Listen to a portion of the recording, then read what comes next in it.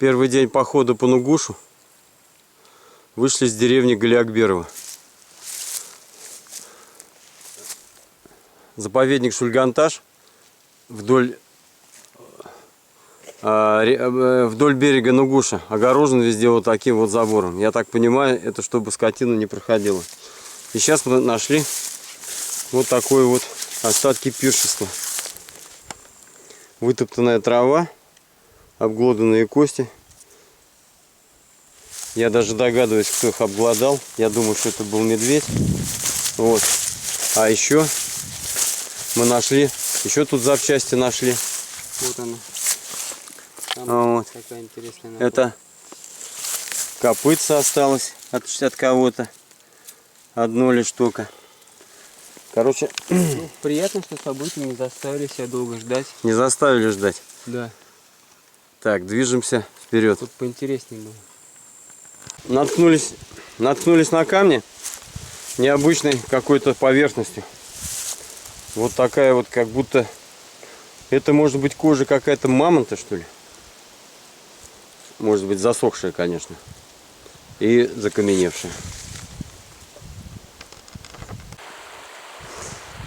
На противоположной стороне реки Нугуш, на которой находится заповедник Шульганташ, выезд на ту сторону дорога. И вот такое количество предупреждений зачем-то повесили. Вот, причем на каждом из них написано одно и то же. А, слушай, тут разные. Тут рыбная ловля запрещена. Тут, блин, запрещается целый список всякой фигни. Так, тут стоянка запрещена. Здесь проезд и проход запрещен. Тут на каждой этой запрещено что-то свое. Здесь просто нужно беречь лес. А здесь защищайте от огня. В общем, тут полная инструкция, что делать нельзя и что надо делать. Вот, но мы будем не делать то, что нельзя, и делать то, что они говорят нам, да? Куда деваться? Ну все. Мы тут гости. Вот решили встать на стоянку. Наша первая стоянка. Вот два наших рюкзачка лежат. Сейчас будем обустраивать место и все покажем, что у нас и как. В этот раз мы не стали брать палатку ультралайт. Она хоть и двухместная, но места в ней очень мало для двоих. Взяли палатку обычную фритайм. Вот, мы ее располовинили. Тент у нас находится. Вот сейчас Никита эти дуги собирает. Дуги у нее сделаны из дюралюминия. Вот. Мы ее располовинили. Тент мы положили в один рюкзак. И внутреннюю часть палатки положили в другой рюкзак. Вот она, внутренняя часть палатки. Вот. И у каждого получился вес, в принципе, такой же практически, как если бы у меня вот лежала в одиночном походе палатка ультралайтовая. 1,7 кило. Но у одного получилось 1,6 кило где-то, а у другого где-то с дугами получилось 1,9, по-моему. Так что вес не сильно изменился. Зато палатка просторная, в ней уместятся рюкзаки. И тамбур большой, в ней можно готовить. Ну, сейчас поставим, будет видно. Просто не сидя. Приехали вот ребята, привезли такого вот птенца. Будут приручать. А?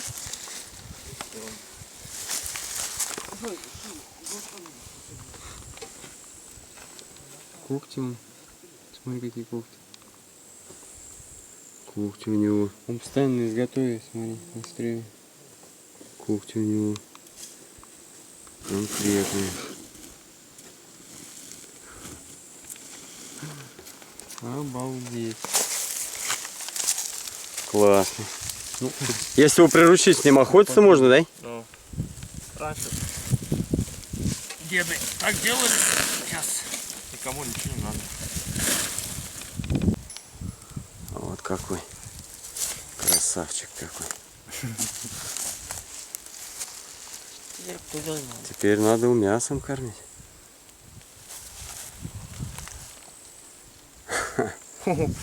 Ôi, ini emang konten. Ôi dồi ôi, kéo đây.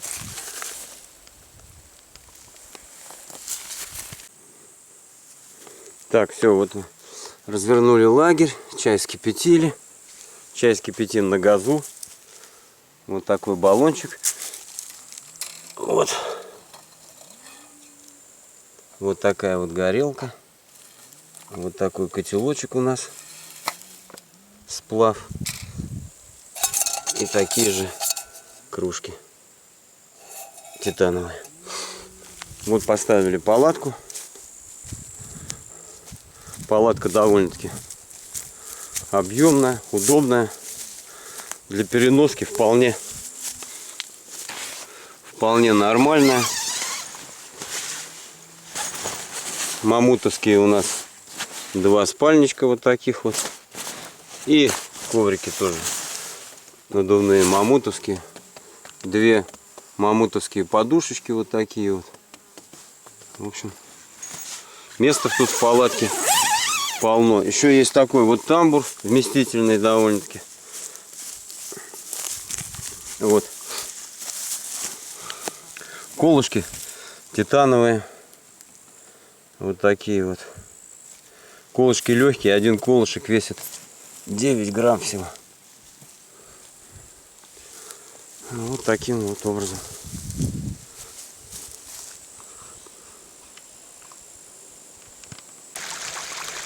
Второй день нашего похода по реке Нугуш. Вот такие веселые ручейки периодически нам встречаются, из которых можно попить прямо так, воду не кипятить. Ничего. Интересные здесь камни очень. Вот такие вот. В них какие-то вымоины. Как они образовались, непонятно. Такое впечатление, что в этих местах плотность камня просто была ниже, и поэтому здесь они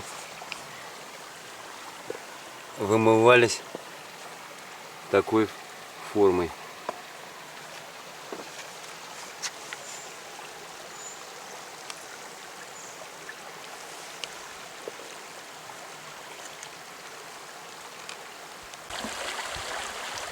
Здесь на Нугуше растут красивые ели. Вот такие вот высоченные красавицы. И хотя расстояние здесь до реки Белой буквально каких-то 50 километров, на Белой таких елей нет, а здесь вот их полно. Речка мелкая, и сплавляться сейчас здесь, конечно, нет никакой возможности. Зато пешком для пешего похода условия идеальные. Перейти можно где угодно, всегда есть вода. Можно легко идти вдоль берега практически везде. Ну, конечно, полно здесь камней всяких, вот. Но идти, тем не менее, нормально. Это не по лесу продираться, по зарослям с рюкзаком. Да, Никит? Да.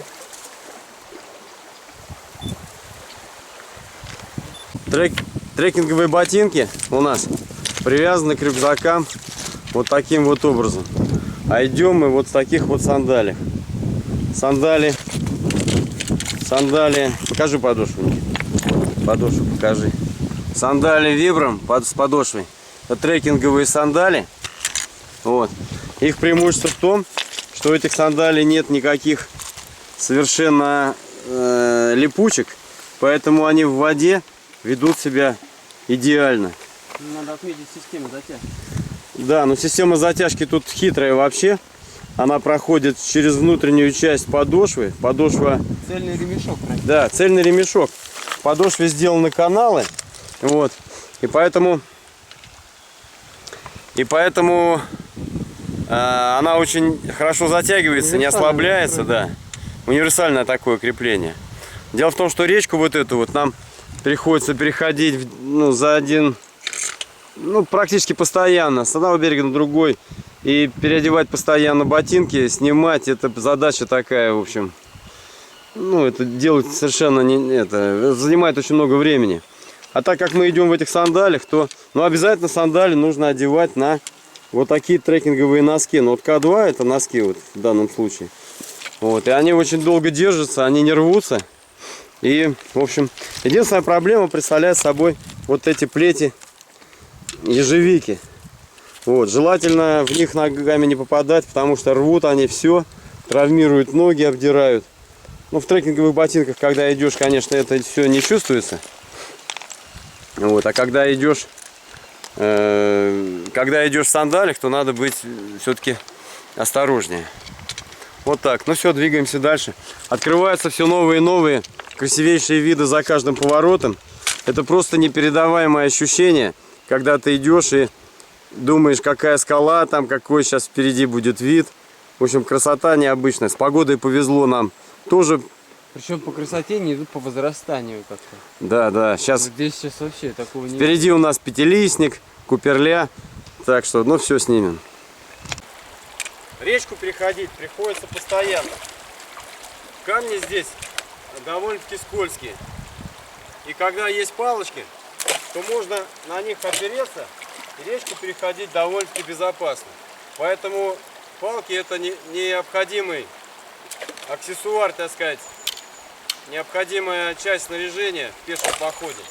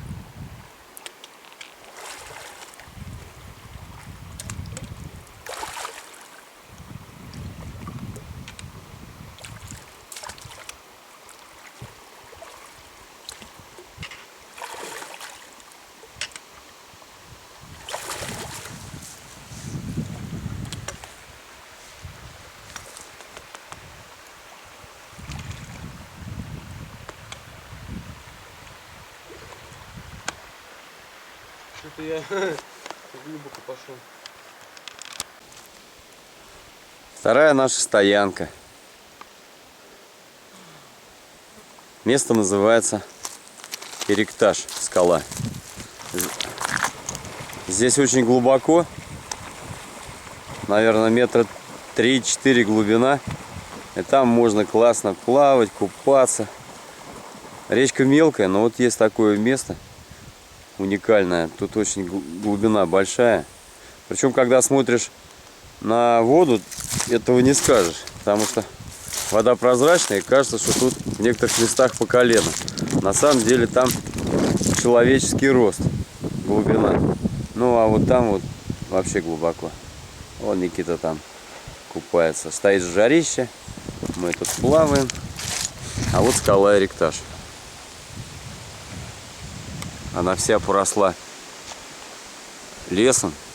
Ирикташ это значит, таш это камень, а ирик это утка. Утка камень.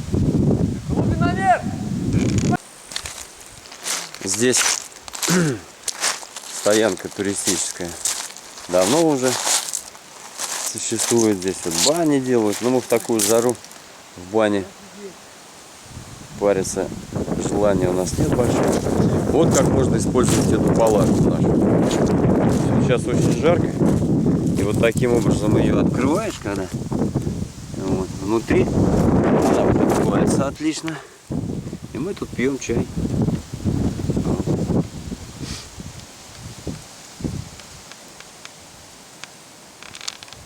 хочу обратить внимание, что если вы используете газовую горелку в походе, то нужно обязательно иметь вот такой вот ветрозащитный экран.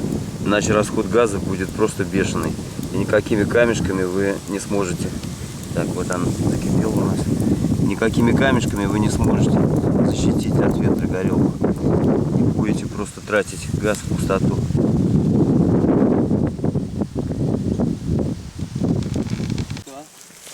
Вот производство лыка в деревнях башкирских. Вот такое вот кору ее снимают с дерева, а потом с нее сдирают лыка. Вот такое вот. А чтобы оно, это лыка, не крошилось и не было сухое, стволы, с которых его делают, сначала погружают в воду и вымачивают. Вот такой вот народный промысел. Лык они используют для того, чтобы связывать жерди, изгороди делать. Вот для этого.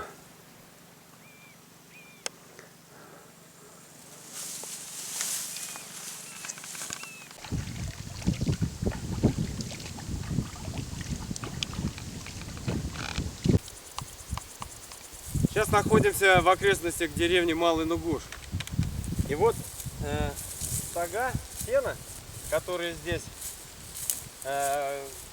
заготавливаются. И вот все жерди связываются вот этим вот лыком, который мы видели в реке. Иди, Никит, подойди, сними поближе. Вот они его скручивают, делают из этого лыка веревки.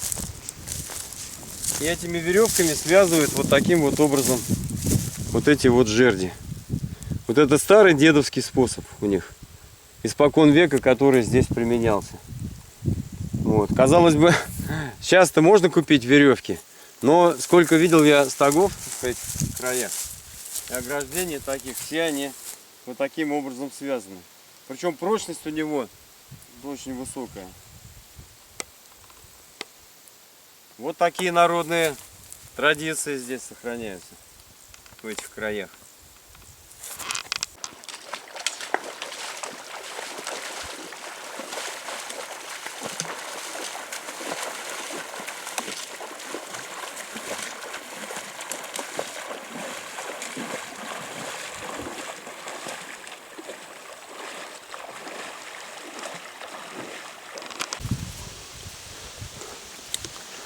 Вот наш обычный ходовой день. Такие здесь есть вот дорожки вдоль речки. Это невероятно. Ощущение такое, как будто ее специально вымостили вот так вот камнем. Вот она вся такая. Это просто так вот лежат камни. Они плоские, и поэтому они как мостовую образуют такую. Это просто... Ну идти по ним, конечно, очень приятно. Вот так вот. А вот еще одна борть, которая пока не установлена на дерево. Она стоит на земле, и можно рассмотреть хорошо ее устройство. Вот эта вот штукенция сделана для того, чтобы ее привязывать к дереву. А вот что она из себя представляет внутри. Вот, то есть тут сделаны вот такие вот палочки для того, чтобы там они соты свои пчелы размещали. Вот. Вот такая вот хитрая штука. Причем эти палочки забиты снаружи вот такими кольями сделаны. Поднять такую борть на высоту большую — это проблема. А вот еще одна борть уже установлена на дереве.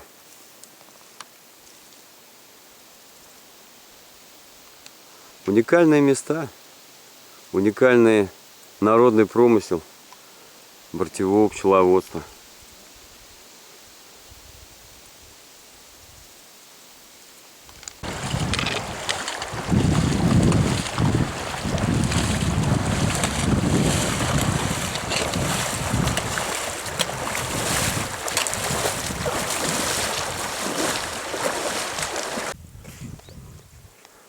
вот Кашаля. Населенный пункт, где раньше жил один дедушка старенький. Сейчас здесь живут работники заповедника. Ну и вот это, я так понял, небольшая гостиница. Можно здесь остановиться при желании с плавчиком. Вот у них тут есть даже интернет. Солнечные батареи стоят.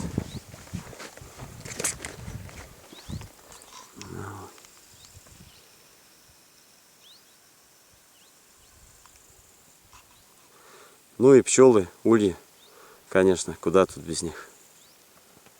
Так, для прохода по национальному парку нужно разрешение. Вот сейчас нам его выпишут. И мы пойдем на законных основаниях уже.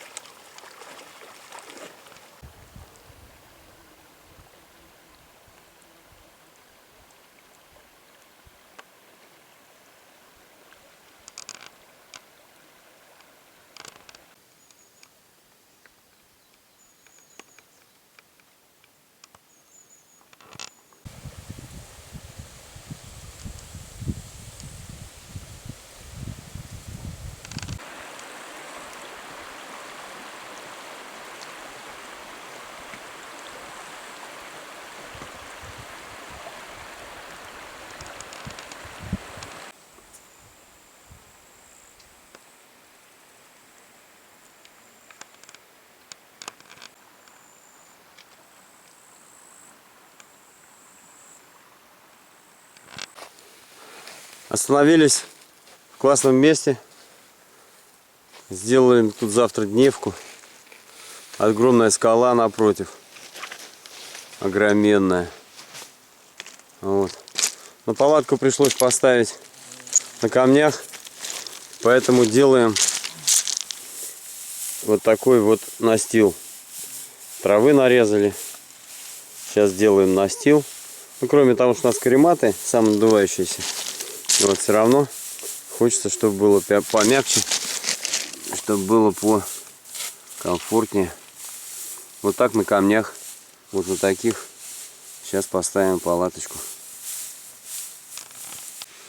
Остановились в месте, которое называется Пятилистник. То есть вот это вот место на Нугуше, оно образует как бы 5 таких вот отростков. Называется Пятилистником. Сейчас находимся мы вот в этом месте, на втором вниз по течению листке, как бы этом отвороте. Вот здесь вот показаны скалы. Это каньон фактически. Вот он, этот каньон и есть. То есть огромные скальные стенки, в которых река прорезала себе вот такой вот путь. Вот.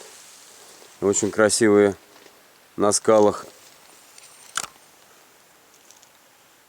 слои.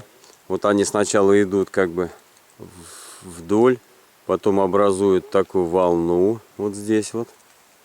Вот. Волну такую. И дальше опять снижаются.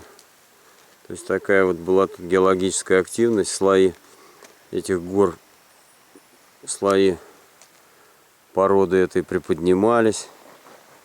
Вот, но это было давно, до нас. Вот. Погода нам благоприятствует. Чистое небо. Жара, правда, бешеная. Но лучше, чем дожди. Несмотря на эту глухомань, каньоны и приличную удаленность, у нас со Стерлитамака принимает радио. Ну это Тексан 880. Тексан 880. Это, конечно, крутая штукенция. Ловит везде практически. У нас классный тут получился такой столик со стульями. Мы будем тут как короли теперь отдыхать, да, Никита? Конечно. Мы сегодня напахались. Это однозначно. 20-очку сегодня отмахали. Даже, наверное, больше. По жаре 36 градусов. Местные удивляются, как мы тут ходим по этой жаре. А ничего, нормально. Красота.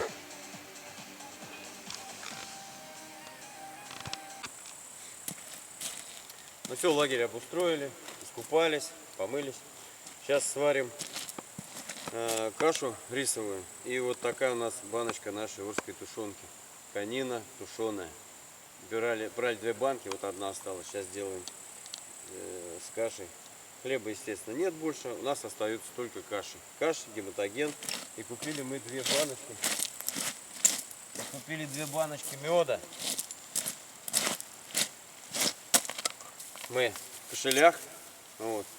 Это мед, который расфасовывают. Иди сюда, Никит, поближе сюда. Поближе иди ко мне. Это расфасовывают заповедники. Вот. Мед монофлорный, липовый. Вот. Собрано и расфасовано в государственный заповедник Шульган-Таш. Вот. Мед офигительный. Офигительный мед, вкуснятина вообще. Масса нета 310 грамм. Вот, липовый мед, продукт. О, в общем, все. Сейчас будем пить чай с липовым медом, балдеть. Вот тут тоже курай. Курай, да? Вот, с которого делают курай. Башкирское растение национальное. В общем, красота. 2 баночки взяли, тащили их. Еще набрали литературы. Сейчас покажу. Журнальчики вообще обалденные. Первый вестник Башкирского Урала. Бортовики всех стран, объединяйтесь. Причем эти ребята, которые там работают, Ильдус, он сам составлял этот журнал. Маргарита его сверстывала. Фотографии все ихние. И еще вот такой вот журнальчик «Вестник Башкирского Урала». Это Ильдус в кошелях зимой сфотографировал волка, которые практически к ним забежали на территорию. Обратную сторону первого журнала покажи. Там фотографии Маргариты, пчелы. Вот. Вот пчелка она делала. А пчелку сделала Маргарита, вот эта, которая там устанавливает батареи. Эти.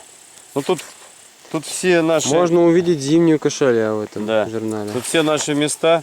Ну вот, елки-палки. Только мы сейчас там ходим, здесь практически карта Бурзянского района.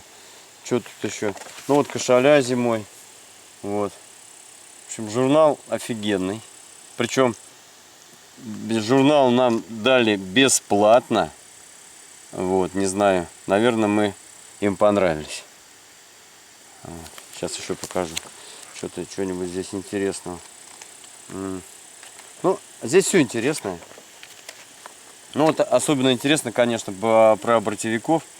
Вот они эту борть, значит, снимают. Мед из нее вынимают. Вот. Отбор бортевого меда. Вот. Бурзянская бортевая пчела. А, какая красавица. Глазки какие у нее. Вообще. Прям пчелка. Бурзянская. Вот. Сейчас мы находимся уже на территории национального парка Башкирия. Вот. Ну, в общем, поляки, вот, как поляки окно в Башкирию прорубили или где гнездятся аисты. То есть поляки тоже переняли опыт, тоже пытаются разводить диких пчел. Ну, в общем, вот такая вот литература классная. Так что, ну, еще, конечно, что мы тут еще взяли? Взяли, вот, современное бортевое пчеловодство, методическое пособие для начинающих бортовиков. Составил Косарев, это директор заповедника Шульган-Таш, который вчера нам вечером к нам подъезжал, с которым мы познакомились. вот, который очень лестно отозвался о нашем походе. Вот. А вот пещера Шульганташ Капова, путеводитель. Но это вообще книжка очень интересная, брошюрка. Вот такая вот. Здесь вся история Каповой пещеры. Все буквально, все рисунки здесь описаны, которые в Каповой находятся. Вот. Вот такая вот. Все находки, которые там были найдены. Вот такую литературу мы там приобрели. Вот дальнее верхнее озеро, вид с северо-западного берега. Там же в пещере озера находятся в этой. Вот. Ну, если для тех, кто не знает, что пещера Шульганташ находится на территории Бурзянского заповедника, поэтому к ней такое пристальное внимание со стороны работников заповедника и вообще. А вот смотри, Никита, сними. Это домокур, а это вот веревки, которые и плетут из лыка вот из этого, который мы видели в реке, который замачивают. Вот. Липовые вот эти вот бревна, кору, потом сдирают лык и плетут вот такие веревки. Вообще офигеть. Люди этим занимаются уже здесь сотни лет и сохранили это все свое мастерство. Просто удивительно. Вот так. Вот так. Сейчас сварим кашу, поедим наконец-то. Есть не хочется. Шли по жаре. Жарище страшное. Хочется только пить, но очень много ручьев. Прям идешь, и ручей впадает в Нугуш. И можно там набрать воды и все. Вот, попить. А есть вообще такого чувства голода, как такового, что удивительно, практически нет совершенно. Вот. Но здесь вот была стоянка, бани вот остались тут чьи-то. Нам повезло, у нас тут такие столы, стулья теперь офигенные, в общем. Будем здесь с комфортом. Завтра хотим слазить вот на эту гору, вот на эту, и попробуем оттуда поснимать виды сверху. Вот. Ну все, пока на сегодня.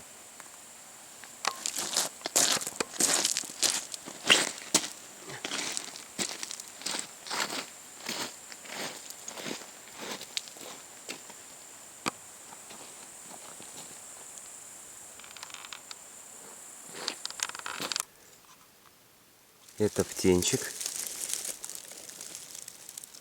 Вот он. Птенчик. Притаился. А это мама. Мама этого птенчика. Делает вид, что она раненая.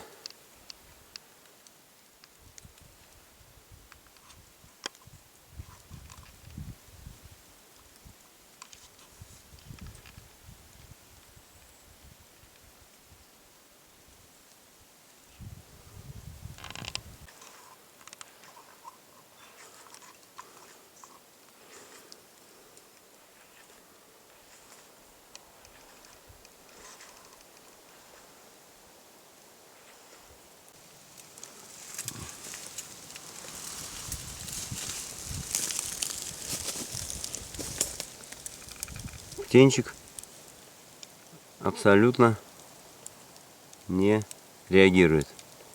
Даже глаза закрыл.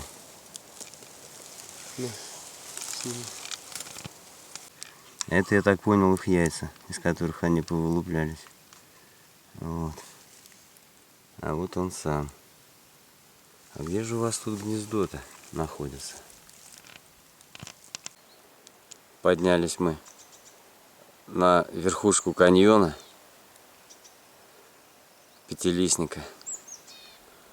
И вот сейчас здесь ходим по верхним самым точкам.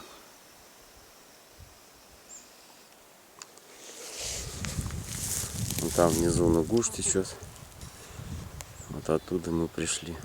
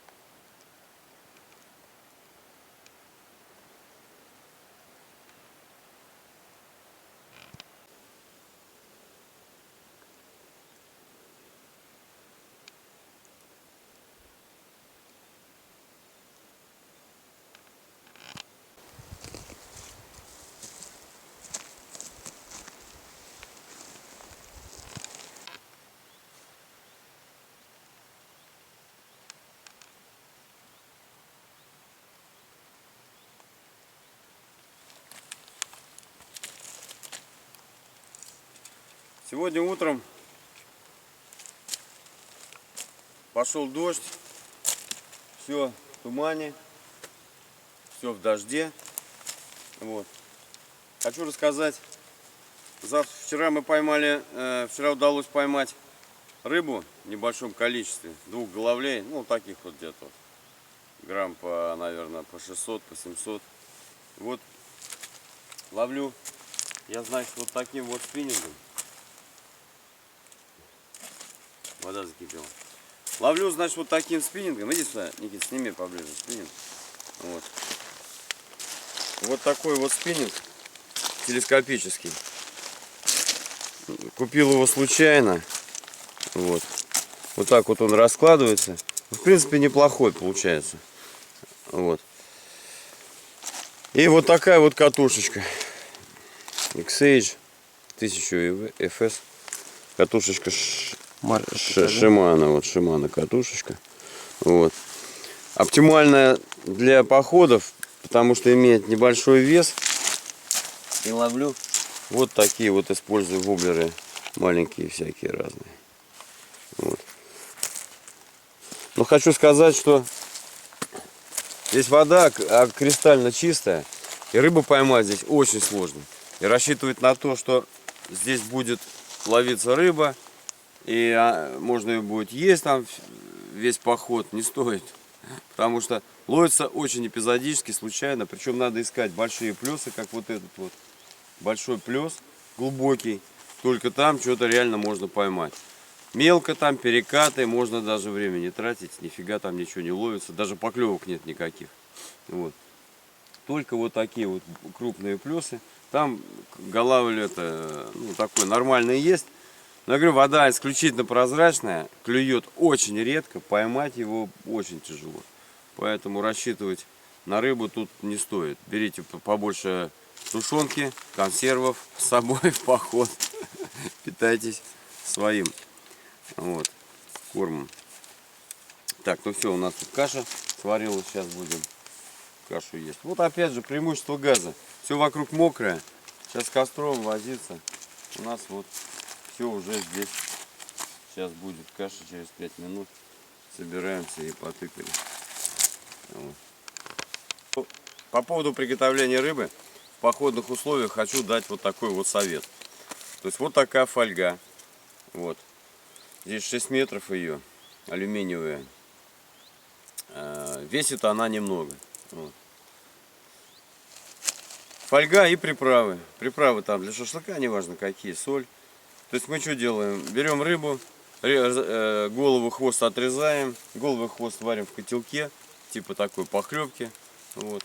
А сами эти тушки этой рыбы выкладываем на фольгу, заворачиваем, посыпаем специями, солим, заворачиваем и на угле на 15 минут.